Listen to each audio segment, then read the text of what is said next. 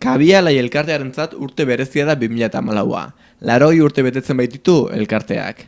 Aurtengoan berrikuntza nagusia, korporazio lehenengo aldiz, gizon eta emakume gozatuko dutela izango da.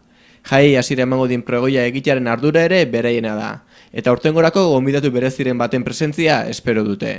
Inautere zalekutxun izateko elkarteak aukeratu dituen kideen berri ere gaur emandu elkarteak.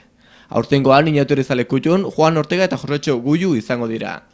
Inauterizalekutxun izateko, benetako inauterizale direla garbi utzi dute aurkezpen ekitaldean. Bueno, nosotros en principio empezamos como cualquiera empieza en este pueblo, en cuadrilla, pero posteriormente fue evolucionando y salimos luego con la sociedad Izaskun, y luego ya nos casamos, vinieron los hijos y luego ya salíamos en familia. A su vez también se nos juntaban pues otras familias como los Arancegui, los Urresti. Y así progresivamente durante unos años hasta que los críos o los niños se hicieron mayores y se fueron, claro. Entonces poco a poco nos quedamos los dos solos.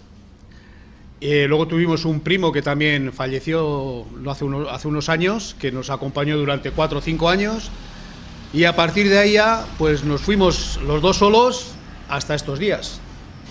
En total habremos hecho unos 37 años, creo que hemos contabilizado. Entonces, para nosotros esto es como, no sé, el tambor de oro de un tolosarra. Eskerrak ematea, Kabialai elkarteari, oantxe esan dezun bezala, berdintasuna alde, beste aurrepauso bat eman dezuelako, eta animatu bai zuei eta bai beste herriontako eragile guztiei, berdintasunaren alde eta jai parekide go baten alde indako gauzengatik.